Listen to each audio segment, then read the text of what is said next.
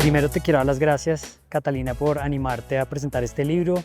Se lo di además en tiempo récord, pero pues lo leíste rápido, entre otras porque es un texto, un ensayo corto. Quiero dar las gracias a mi familia que está por acá, a Simón Uprimi, mi editor. Sin el trabajo que él hizo, yo no sé si hubiera salido con vida de la zona de la máquina.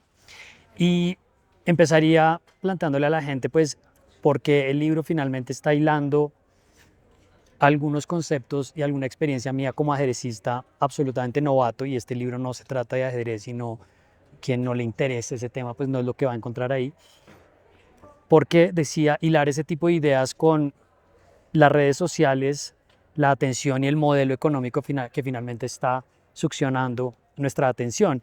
Y pues es una causa que se pierde con frecuencia frente a un tablero de ajedrez, y es la atención. Y una de las ideas simples que trato de plantear en el arranque, pues es que en el momento en que uno se da cuenta que está poniendo atención y tal vez lo celebra, en ese mismo instante lo perdió. Ahí fue donde ya se desvaneció. Dicho de otra forma, pues no es posible prestarle atención a la atención. Es una zona a la que se llega, es un estado al que uno aspira a llegar, bien sea en la práctica de un ejercicio, en la escritura o simplemente en la posibilidad de estar con las personas con las que comparte. Y ese fue el punto de inicio. Esa lucha que yo experimento, pero que cuento en el ensayo, también la vive Hikaru Nakamura enfrentando a Magnus Carlsen, y en ese pequeño rato de entusiasmo de sentir voy a ganar, ¿qué va a pasar después? Esto está muy interesante, pero no sé si voy tan bien. Y cuando te das cuenta y volviste a aterrizar, ya perdiste la posición, ya perdiste la partida. Entonces sí hay como una expectativa de ganar, pero sobre todo en el ajedrez es el proceso de estar ahí. Uno no se concentra para jugar, sino que uno juega para concentrarse, uno aspira a empezar a jugar para llegar a ese lugar. Em, Creo que lo conversamos ayer. A mí me llamó la atención, o sea, en todo este tema de la atención, de esto se está hablando mucho y han surgido palabras que hace algunos años no existían y que son de alguna forma como traídas, un poco como del inglés. Multitasking, FOMO, que es como las iniciales del famoso Fear of Missing Out, o sea, el temor a perdernos de algo que está pasando, de contenidos que no hemos visto todavía, de las noticias, o sea, estamos permanentemente enganchados un poco como en esa dinámica y en esa lógica. Y yo te preguntaba, ¿dónde queda espacio hoy en día para aburrirnos? ¿Dónde queda espacio, digamos, para la contemplación, para la curiosidad, o sea, para otro tipo de maneras de habitar, de vivir, que no sea siempre como tener que estar pendientes de algo y con la sensación de que nos perdimos de algo o en modo productivo? Sí. Estar permanentemente pedaleado en esa rueda del hámster. Bueno, el libro intenta plantear una idea que se desarrolla desde distintas perspectivas en la historia de la tecnología, en ciertas ideas sobre la automatización, en el juego mismo, que busca también ponerle cierta perspectiva al lugar en el que estamos parados hoy.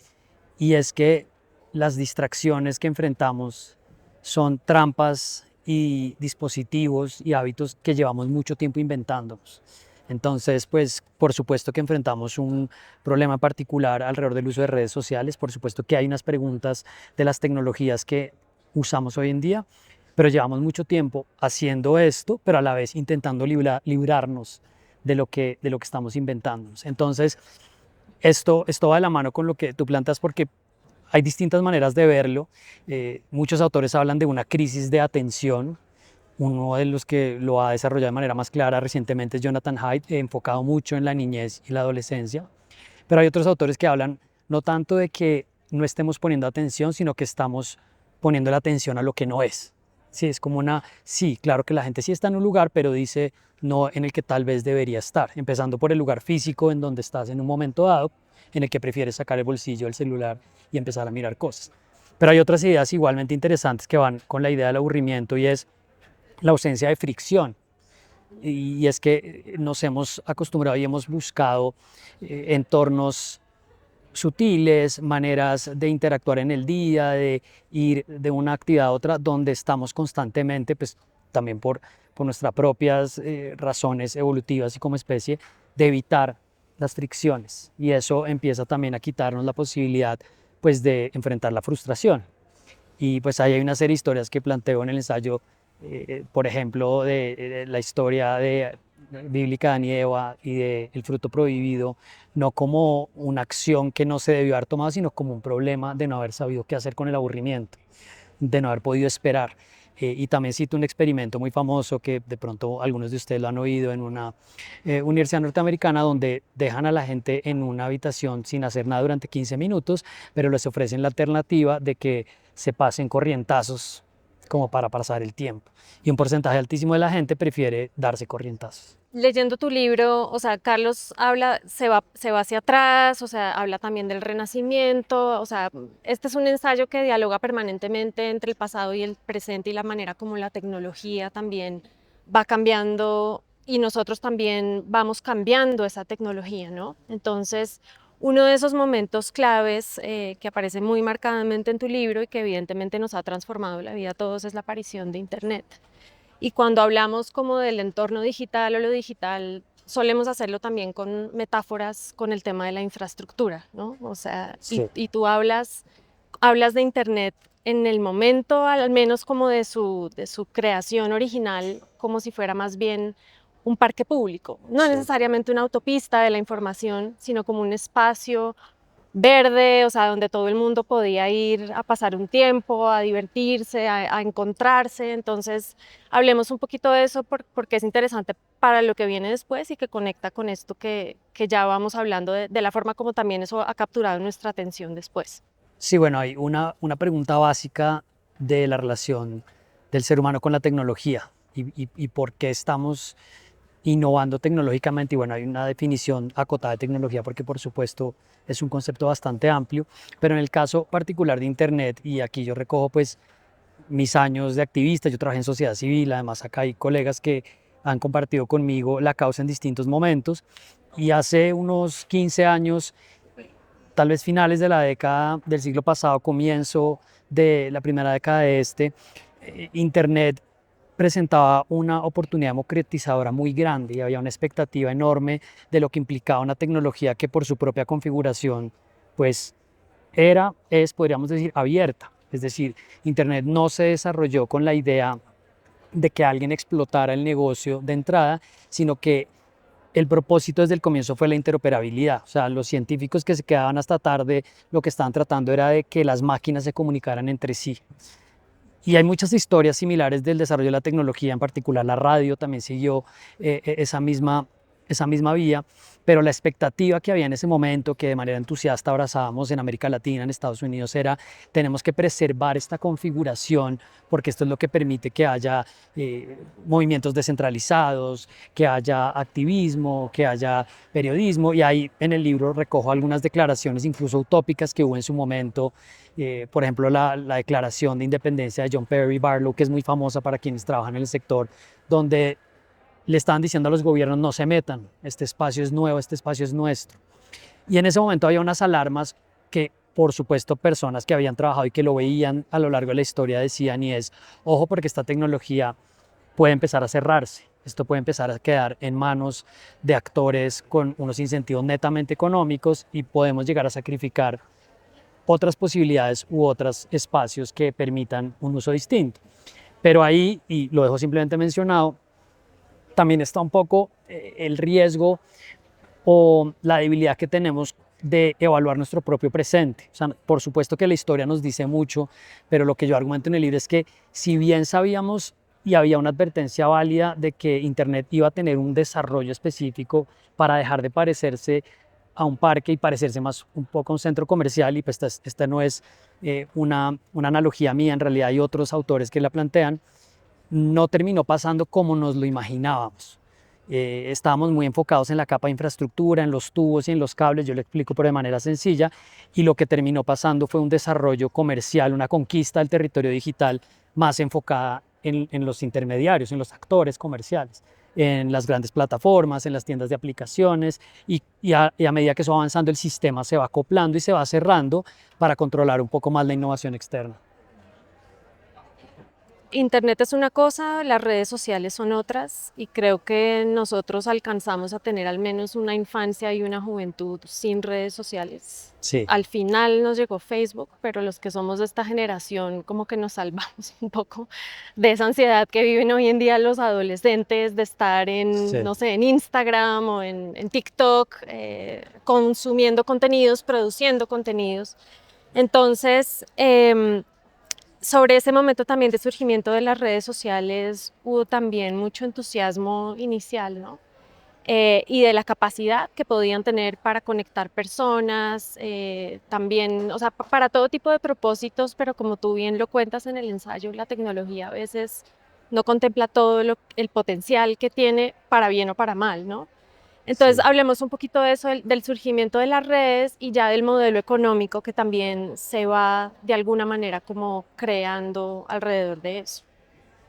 El libro intenta, y pues habría que ver si lo consigue, no entregarse a un relato determinista abiertamente pesimista u utópico, porque me parece que a veces cuando entramos a hacer crítica de tecnología es muy fácil caer ahí. Es que todo estaba bien hasta que llegaron las redes sociales. Pues yo ahí planteo algunos debates de cómo pues en distintos momentos del desarrollo tecnológico nos planteábamos preguntas similares.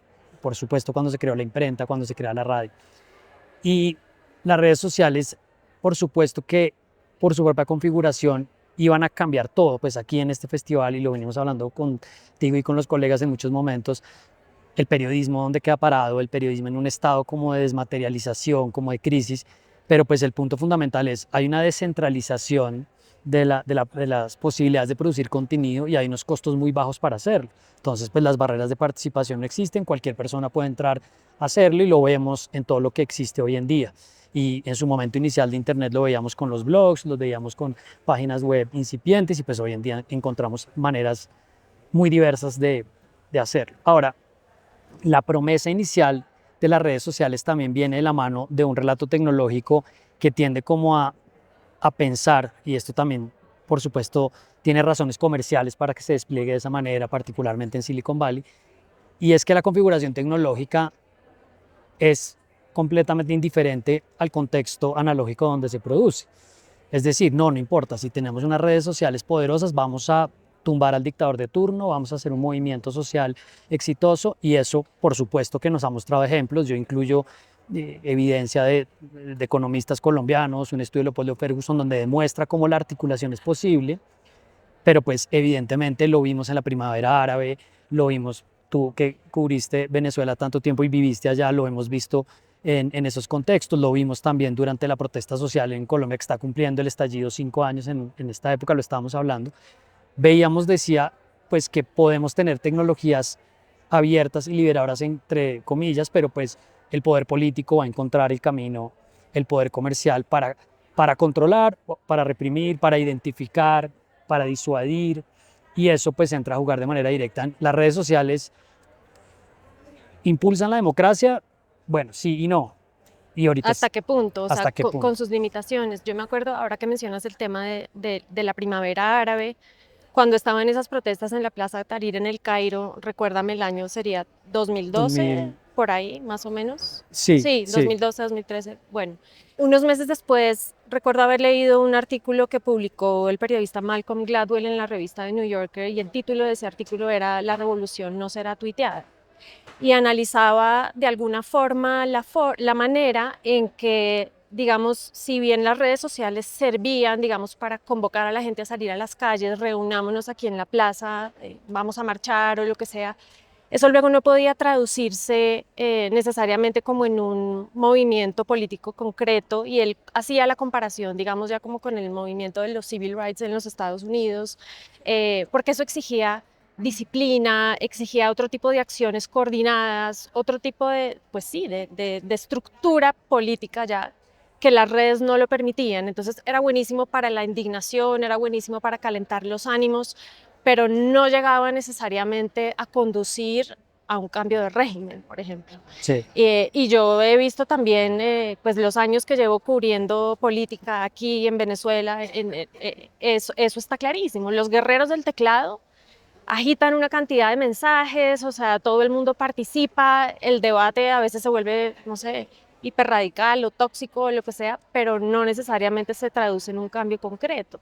Y más bien las redes también han sido utilizadas por estrategas políticos, un poco para hacer campaña y de una manera, o sea, el documental que vimos en Netflix que aborda un poco el caso de Cambridge Analytica, de Sí, la forma como eso se utilizó y, por ejemplo, la elección de Duterte en Filipinas fue como el ejemplo clásico por el que arrancan y dicen, este fue el experimento social de nuestra época. Y de ahí en adelante hemos visto también cómo las redes van influyendo en distintas campañas políticas y en el ascenso de unos liderazgos que no necesariamente serían la mejor opción, porque emocionan, porque cautivan, pero pues no necesariamente son los mejores líderes, ¿no? sí, yo creo que habría que decir, hay varias cosas que, que, que están como desarrolladas en el libro.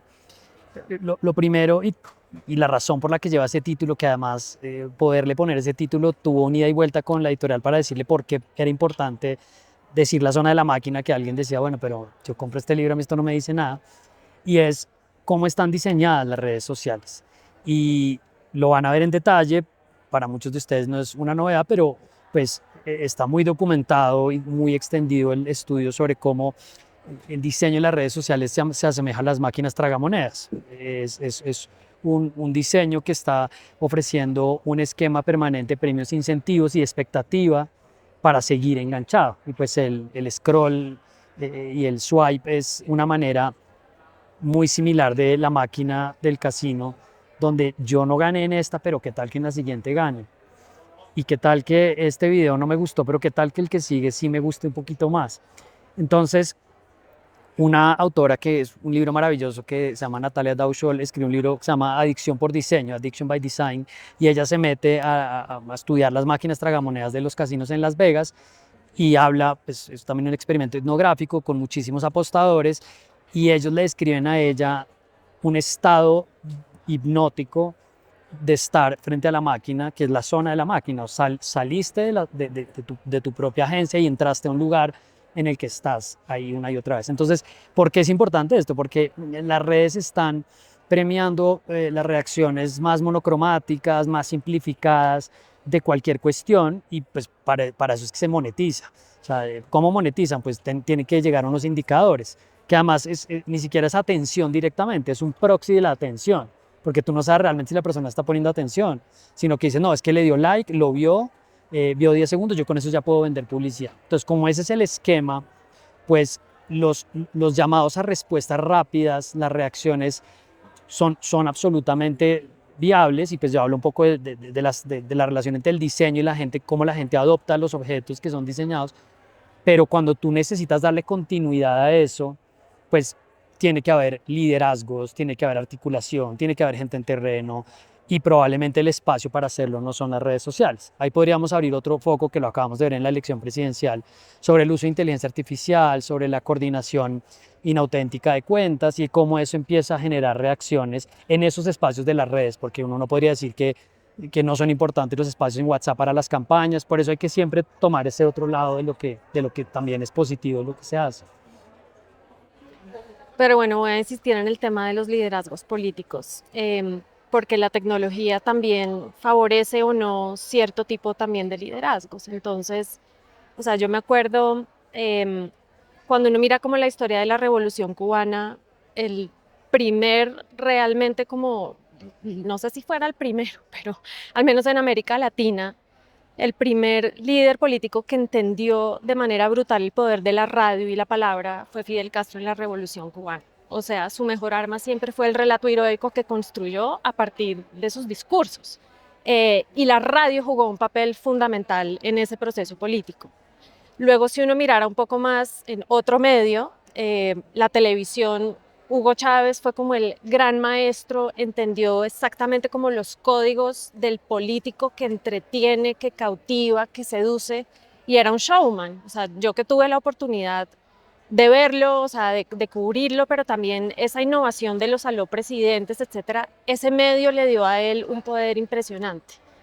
Hugo Chávez arrancó sin redes sociales, pero terminó con redes sociales. O sea, Y leía los tweets, los tweets. y se burlaban de él porque le metían tweets sin que él se diera cuenta y los leía en voz alta y terminaba diciendo una ordinariez o un chiste. Pero fue de los primeros políticos que también se pilló a que hay un potencial enorme con las Sí, redes sociales y es un tema de una conexión de tú a tú con los ciudadanos, con los electores, con el pueblo, para ponerlo en términos también populistas.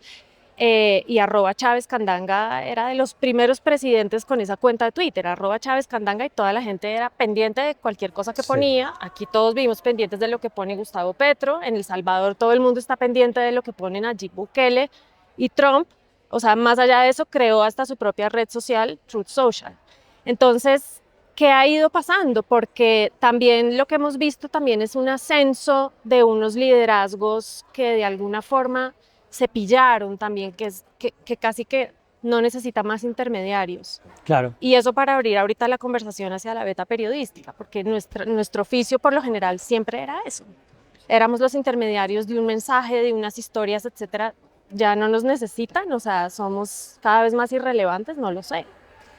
Hay un punto de partida que planteo y es pues, el cambio de paradigma en qué es valioso en una economía de mercado. Y al volverse valiosa la atención como un commodity, como un insumo en sí mismo, pues es el medio y es el fin. Es decir, yo necesito tener atención y después miro a ver qué hago con la atención. Después ya me están mirando, entonces voy a decir algo ahora que me están mirando. Pero el ejercicio pues tiene un nivel de complejidad que no, pues, que no, tiene, no para. Tengo que seguir manteniendo la atención activa. Y en el caso de los líderes políticos, pues Twitter fue esa red social que permitía articular un mensaje que en su momento era de 140, primero fueron 120, después 140. ¿Qué habría hecho Gustavo Petro con el Twitter de antes? Pues habría tenido que sentarse a pensar cómo resumía todo lo que escribe. Yo entré al equipo de políticas públicas de Twitter en 2015 y muchos de los que llegamos veníamos de sociedad civil. Entonces teníamos muy metida esta idea del potencial democratizador, de libertad de expresión, de plaza pública de Twitter. Y la gente que está en sociedad civil nos veía con cierta simpatía quienes habíamos saltado a ese lado, ya después no tanto, porque estábamos ahí supuestamente por eso.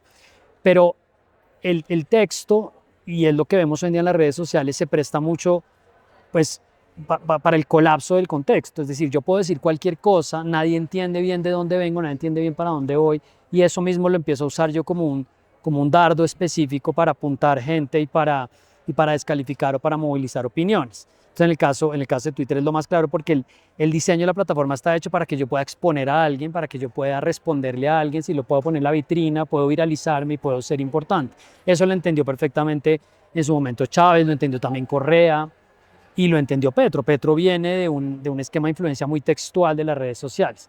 Ahora, lo complemento con algo que lo digo en el libro y es el caso de Trump. Pues en este momento que uno le digan que Trump es un mago de la atención, pues es una cosa de perogrullo, sí, es como gracias Farid, obvio, eso ya lo sabemos.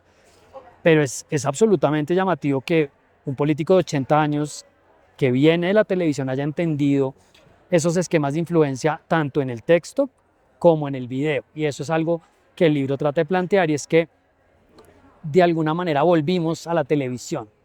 Volvimos también al sofá porque estamos siendo consumidores más pasivos de redes de nuevo. Y es la eficiencia política que tiene el video también como formato para capturar la emoción y para poner a la gente en un lugar y para movilizarla en una dirección. Y en este momento, recargado con la inteligencia artificial, pues entramos a ver quiénes son los que nos están ayudando a definir la realidad. O sea, si la inteligencia artificial y el video se vuelven como no solo mediadores, sino como el destino de lo que nos vamos a pensar. Entonces, en este momento, la incidencia política y los liderazgos están completamente marcados por la capacidad de de influir y de mantener la atención, que eso también pues deforma las agendas políticas, cambia las prioridades, trastoca lo que nosotros en últimas deberíamos perseguir como sociedad. Y lo que deberíamos buscar también como periodistas, Y lo queremos hacer como porque periodistas. una cosa que comentábamos en un taller como con varios colegas de la región por estos días, ahora, bueno, como en este tipo de actividades que estamos teniendo en el festival, cuando tú y yo empezamos en el periodismo, nuestra competencia era lo que cualquier otro medio pudiera publicar, la famosa chiva o el tubazo, como le dicen en Venezuela, la primicia, etcétera. Hoy en día tenemos es que competir por la atención de las audiencias o del público y contra Netflix y TikTok y la forma como cada cual decide pasar su tiempo libre, informarse o entretenerse, porque es que estamos en, como tú muy bien lo decías, es la lógica de la televisión y de la televisión entretenida. Entonces, ahí además entran otro tipo de figuras que tú lo tocas en tu libro, que son el tema ya no solo somos los reporteros los que hacemos ese tipo de cosas, entonces nos toca competir también con los influencers y los streamers. Y tú hablas aquí en el caso colombiano, por ejemplo, de Westcol y en la elección presidencial que acaba de pasar, pues lo que vimos era que la noche antes de elecciones era Westcol el que tenía una entrevista exclusiva con el candidato, uno de los candidatos como opcionados a ganar la presidencia y en cambio, y tuvo millones y millones de vistas o de gente conectada para esa entrevista y los periodistas casi que quedamos ya en un segundo plano. Entonces, no sé si pudiéramos hablar un poquito de eso, ¿no?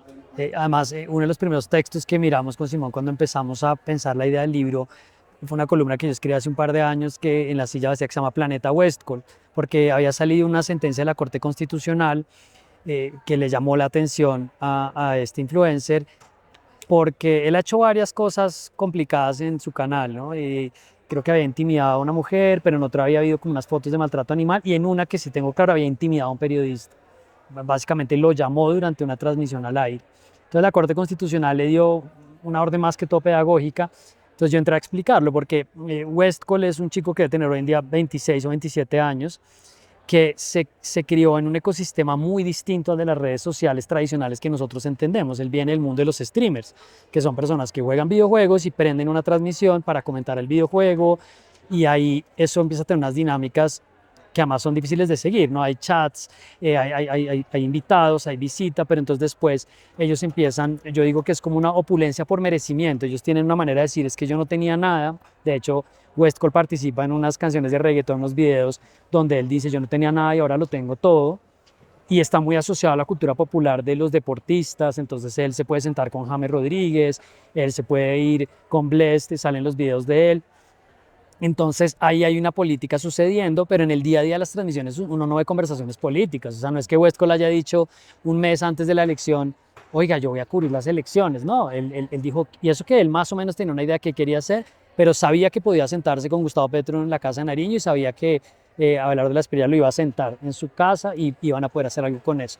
Entonces, ya hay otros ejemplos. Está el ejemplo de J.P. Hernández, J.P. Hernández que es el senador verde, viene del mundo de los influencers y la oficina de él es una sala de edición, eso no es una UTL, porque el punto es generar contenido y tener ese tipo de influencia. Diría una cosa sobre el periodismo que me llama la atención, Catena, que además lo hemos hablado también, y es cómo está tan personalizada la influencia, o sea, como Gabo decía que la gente no sigue edificios, sino personas, si uno lo lleva a las redes, pues a la gente no le gustan las cuentas institucionales, sino el influencer.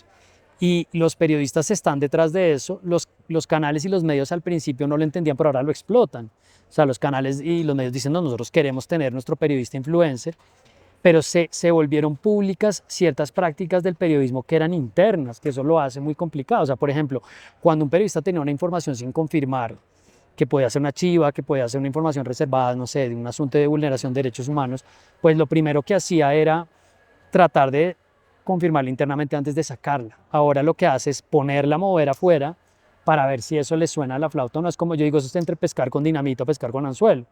Yo tiro esto y después sale algo y yo puedo decir, ah, pero es que sí ve que yo lo dije. Entonces el periodismo está atrapado y donde hay el punto, porque se habla mucho acá en el festival, está inmerso en esas prácticas porque no tiene manera de competir si no es así, y no encuentro un modelo de negocio que lo pueda abstraer de los incentivos y decir yo voy a producir contenido porque me interesa, porque yo creo que es importante.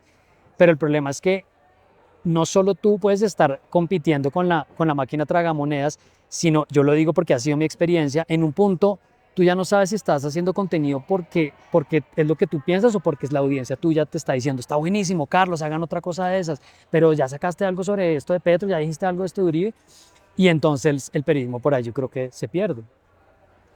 Y se pierde también un poco como también, o sea, la forma, hablemos de los algoritmos, porque creo que eso incide directamente, o sea, la manera en que, al menos los que aprendimos en la vieja guardia, nosotros apostábamos como por unos reportajes a profundidad, como por tener cierto nivel de equilibrio, casi que sosiego, o sea, no, bájale, bájale dos, o sea, la idea no es escandalizar, sino hacer algo, no sé, profesional, profundo, que ayude a entender a la gente, pero estamos en esa lógica del engagement y del entretenimiento, donde lo que priman son también como las emociones que generan otro tipo de contenidos que más bien incitan es como a los extremos. Entonces, los que tratamos de hacer un periodismo todavía un poco más, es que ni siquiera sé qué palabra utilizar, Más más sosegado. sosegado, sí, un poco más tranquilo, ¿no? No la reactividad, no la reacción instantánea y no estar tampoco rehén de las audiencias, pues no tenemos quien nos vea tampoco porque los algoritmos están privilegiando, si aceptamos participar en ese juego,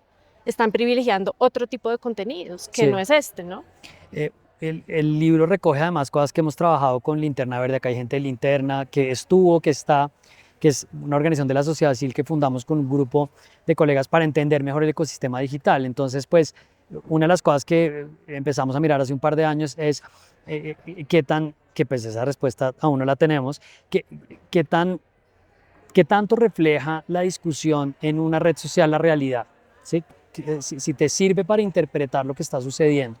Y ahí en el libro yo recojo a un autor que es Chris Bale, que él dice, mire, esto más que ser un espejo es un prisma. Esto lo que realmente hace es que distorsiona lo que está sucediendo, porque en las redes sociales, y esto también lo han planteado otros autores, por ejemplo aquí en el caso de Colombia César Caballero lo ha estudiado en cifras y conceptos, y es, primero, qué porcentaje de la gente produce contenido en las redes sociales, y es cada vez más bajo, es decir, la concentración de contenido está en manos de pocas personas, y sobre todo los que tienen amplificación aún más pocos. Pero por el otro lado, quienes deciden expresarse en una red social son los que están dispuestos, pues para quienes están en Twitter, hay toda una línea de humor de Twitter de entrar a opinar a Twitter, ¿sí? Que entra entonces con casco, está dispuesto a que le den puñal y a todo lo que venga. Entonces, quienes participan en redes sociales terminan siendo las personas que representan las visiones más extremas de una posición o que están dispuestos a asumir los costos de meterse en un cuerpo a cuerpo con alguien. Entonces, hay muchísima gente que no está participando y eso en última lo que significa es que lo que está viéndose en una red social no es lo que en realidad está pasando. Ahora, yo no soy, digamos, una apóstata de la tecnología, sería más una contradicción porque pues tengo algo de geek, yo crecí con el computador que llevaba mi papá a la casa porque nunca me quiso comprar una consola de videojuegos, pero siempre tuve computador, entonces aprendí a hackearlo para jugar y aprendí algo de programación y aprendí este internet de modem donde uno ocupaba la línea.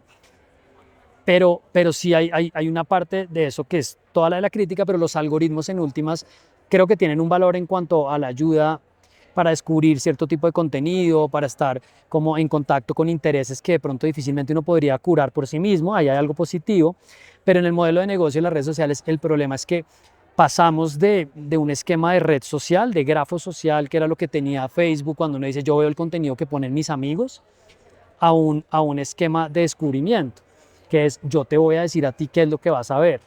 Y eso ya cambia la cosa, porque entonces yo no la estoy viendo porque tú la pusiste, sino porque el algoritmo está diciendo esto es lo que tú puedes estar viendo.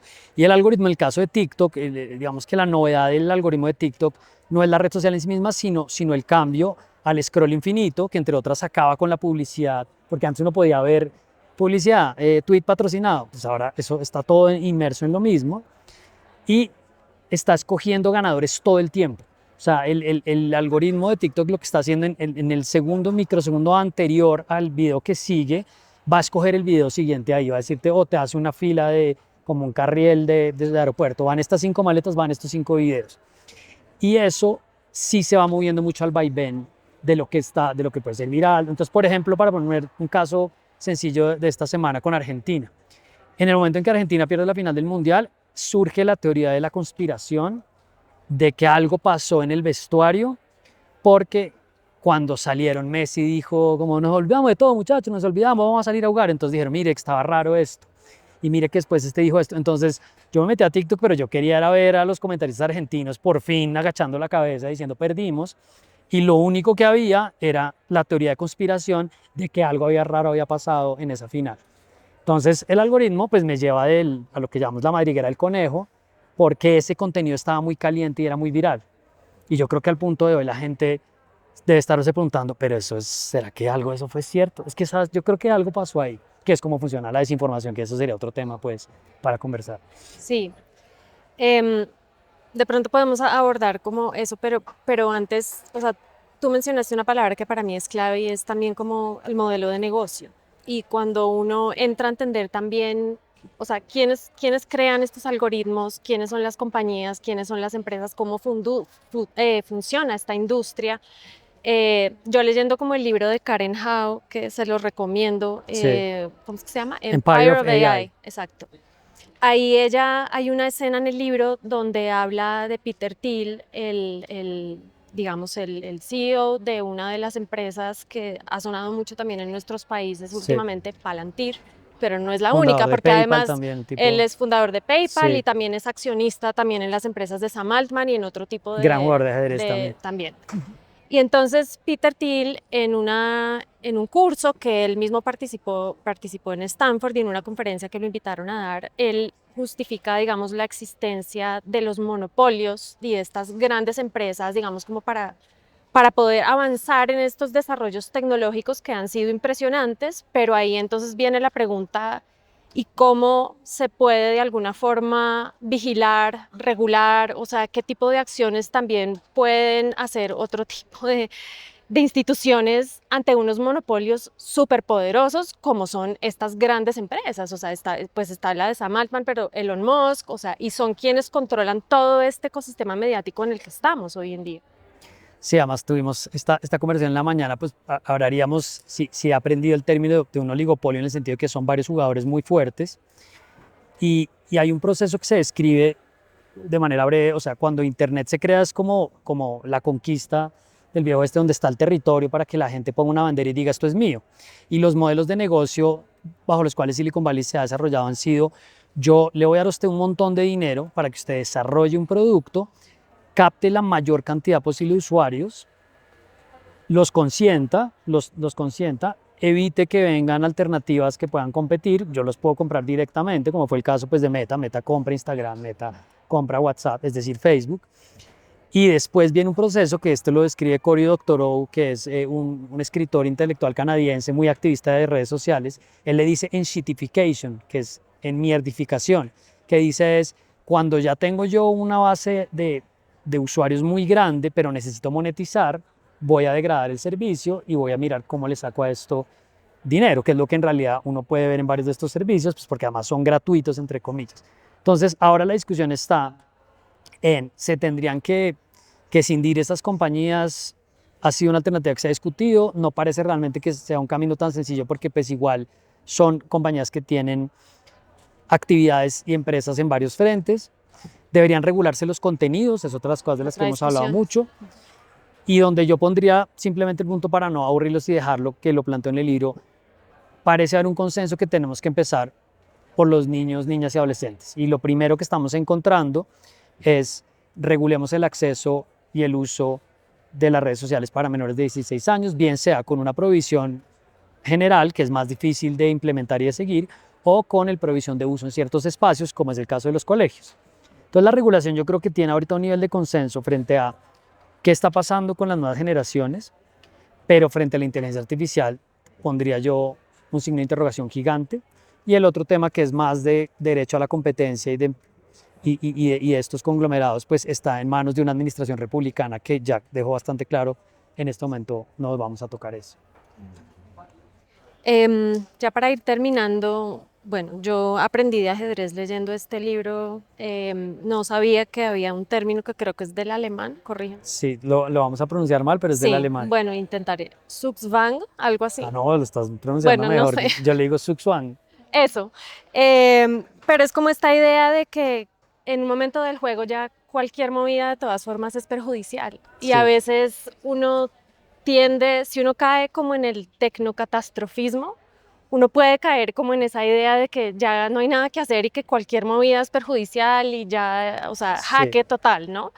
Em, pero de pronto también no hay que caer en eso y no irse tampoco para el otro lado, o sea, el tecnooptimismo de que la tecnología nos va a salvar a todos y la IA va a resolver todos los problemas de la humanidad que nunca ha podido resolver. Sí. ¿Dónde, o sea, cuál es como la justa medida, en dónde nos paramos y qué se puede hacer también uno como individuo y también colectivamente ante esta realidad que ya está aquí? No es como que podamos decir, bueno, prohibición total o nunca más volvemos a usar teléfonos inteligentes Sí. o entonces, ¿cuál crees tú que sería como la apuesta que podemos tener como individuos y como sociedad en general? Sí, fue también una idea que la hablamos mucho de que el ensayo no terminara en el tono lacónico, nube negra, de esto está mal y no podemos hacer nada porque, entre otras, es tan equivocado entregarse a esos relatos como a los utópicos, ¿no? Decir, no, es que esto ya no tiene solución, pues es lo mismo que decir, esto está perfecto. Xuxuan, el libro tiene un solo esquema de ajedrez que en la primera edición lamentablemente salió con una errata por la razón que si compran el libro les van a dar al marca página. Es una posición en ajedrez muy interesante porque uno no se puede saltar el turno. Le toca a las negras, le toca a las blancas, le toca a las negras, pero pasa muchísimas veces que el que tenga la siguiente movida, cualquier movimiento que haga va a quedar en una peor posición. Entonces, lo que yo trato de decir es a quién le toca, de quién es el turno en este momento para hacer la siguiente movida, a ver si podemos salir de este lugar. Y, y esto lo hablamos también con Simón, de que yo creo que el ensayo se presta de alguna forma para guiar conversaciones que no están en el texto, para poder entender cosas como lo que acaba de pasar en la campaña con Álvaro de la Espriella o como cosas que estamos viendo con inteligencia artificial, porque el libro habla de inteligencia artificial, pero no es un tema que desarrolla a profundidad, pues porque requeriría otro texto. Y ahí hay unas ideas que apuntan a lo que tú planteabas al comienzo en términos de regulación. En sociedad civil hay una expectativa, hay proyectos y hay iniciativas que apuntan al desarrollo de infraestructuras públicas digitales, es decir, que tengamos la posibilidad tanto en todas las capas, ¿no? Tanto en servidores como en tráfico, como en aplicaciones, que no obedezcan o no se muevan por los incentivos comerciales. Entonces, por decir algo, podríamos tener un Twitter que no premia al que más ruido hace, sino que simplemente sea un lugar donde yo encuentro opiniones de personas y yo divulgo las mías.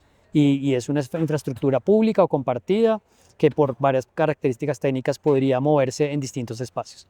Entonces ahí hay unas propuestas, lo que hablábamos de la regulación para el acceso a niños, niñas y adolescentes. Pero en la parte más individual, en la causa propia, que es lo que yo trato de compartir en el libro, pues nos toca parar un segundo y ver cuál es nuestra relación con los dispositivos.